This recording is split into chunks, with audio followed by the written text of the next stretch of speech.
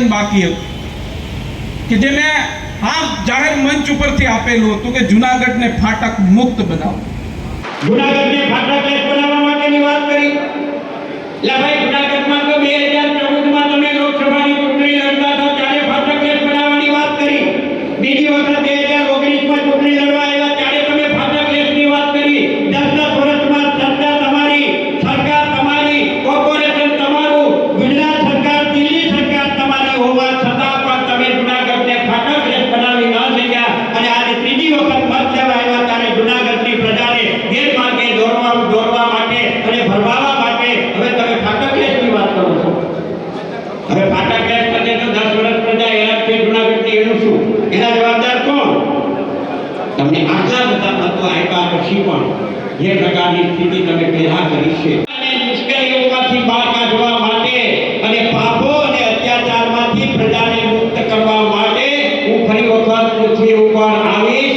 એવી જ રીતે રામચંદ્ર ભગવાને અને કૃષ્ણ ભગવાને પણ સંકેત આપ્યા છે કે એ વડોદરાથી ભાજપમાં કકળાટ શરૂ થયો છે. આ સંકેત આપ્યો છે ઉપરવાળાએ. શ્રી કૃષ્ણ અને રામચંદ્ર ભગવાને શરૂ થયો છે અને એ ધીમે ધીમે બરોડાથી સાબરકાંઠાથી રાજકોટ, ગોપાલાની જીવલક છે એ પાછો જુનાગઢ પહોંચ્યો. અહીંયા વળી પાછી મીટિંગ થાય, જુનાગઢના ભાજપના કોર્પોરેટર પાછી ગ્રાન્ટની જાહેરમાં માંગણી કરે ધારાસભ્યોમાં છે, સંસદ સભ્યો માટે કે તમે અમારા વિસ્તારના જે કોર્પોરેશનના વોર્ડમાં તમે કેટલી ગ્રાન્ટ આપી છે એને ચૂપ કરવામાં આવે છે. આ પ્રકારની સ્થિતિ કકળાટ. આ કકળાટ હવે ક્યારે પણ હવે બંધ થવાનો નથી. પણ આ કકળાટ કમલમમાં જે ઊભો થયો છે એ હવે બંધ થવાનું નામ લેતો નથી અને બંધ થવાનો પણ નથી. આટલું આપણે સૌ જાણીએ છીએ. લોકો ત્રાસી ગયા છે, પ્રજા ત્રાહિમામ પકારી ગઈ છે, ચોલે આવી ગઈ છે.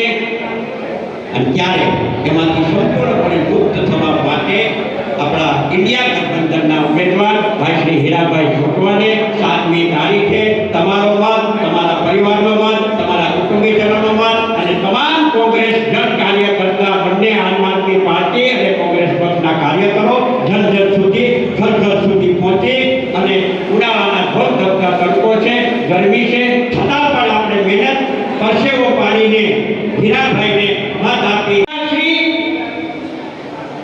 તમે 2014 પહેલા ભ્રષ્ટાચાર વાળી વાત કરતા હતા ભારતની, અને નરેન્દ્ર મોદી વડાપ્રધાન બન્યા એટલે ભ્રષ્ટાચાર મુક્ત ભારત બની ગયું એવી તમે વાત કરી છે. પણ તમારા ભાજપના એક ધારાસભ્ય,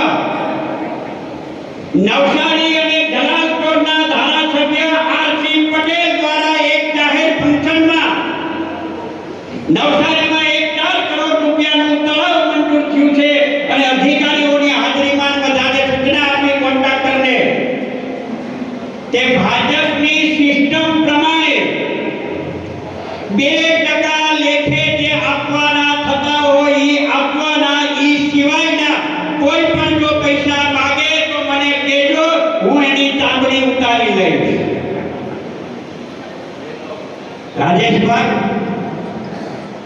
તમે તો ભ્રષ્ટાચાર મુક્તની વાત કરો છો અને તમારા ધારાસભ્યો જે છે એ ભાજપની સિસ્ટમ એટલે કોઈ પણ સરકારી કામ મંજૂર થાય તો કોન્ટ્રાક્ટરે 2% ભાજપ પક્ષમાં જમા કરાવવાના રહે છે. અને તમે ભ્રષ્ટાચાર કરો છો કે નથી કરતા